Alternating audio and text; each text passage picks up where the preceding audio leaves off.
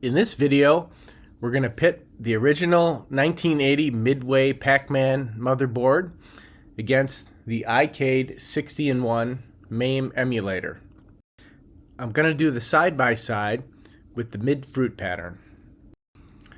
Let's see how the Icade 60-in-1 holds up to the real deal. So there's nothing special about this mid-fruit pattern, other than it's the pattern that I learned when I was a kid in the 80s. So out of the gate, it seems like the Pac-Man and the Ghosts are traveling a similar pattern. They get the fruit at the approximate same time. We're going to take a quick pause here to see how we're doing. Clearly, the Icade is a few frames behind. The pattern will work for the most part in the beginning, but as you get near the end, if you're a little behind, the pattern may break up. You see here on the Icade, Icade starts giving us a problem, and we have to change course. With any system or any pattern, you have to make sure Pac-Man anticipates the turn. So if you're looking at the original here, we're going to push up as we're coming out of the tunnel before we actually turn up. This is essential for any of the patterns in order to keep pace. So we're going to finish up the board here, and we're going to end the strawberry screen, which will take us into the intermission.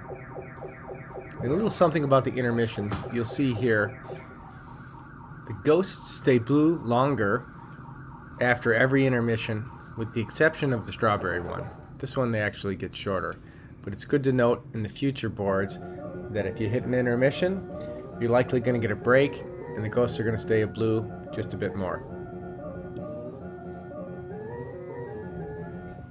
So we're going to sync up the next screen, which is the first orange, and go through the pattern.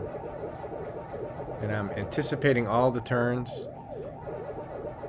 moving smoothly through the maze. I'm going to pause here in a few seconds to see how we're doing. The Icade is a couple frames behind. Pause there before that move there to grab the two pellets, because sometimes human error can add to the timing. But let's continue through the maze.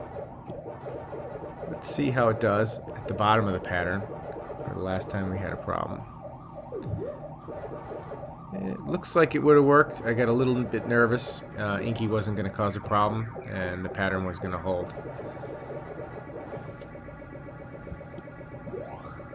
Let's clean up the board here, and then see how the Icade stacks up to the original on the second orange. Admittedly, my mid-fruit pattern is not the best pattern out there. There's many more that are much better. It's just the one that I used, and it seems to successfully get me through a majority of the board, and I can kind of free play as the boards are pretty easy. So let's sync up the second orange pattern and see how we do here. The second orange is the last board that we're going to use the mid-fruit pattern on, and then we'll go into the apple boards where we're going to use the more standard apple pattern. We're going to pause right here by the two pellets. You can see the Icade was probably about a frame or two behind, but not too bad. And the pattern's working pretty well.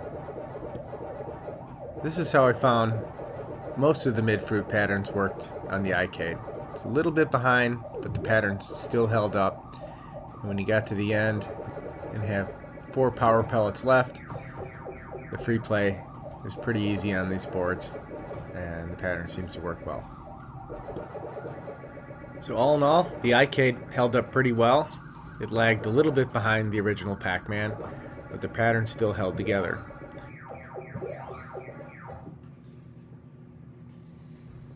Thanks for watching.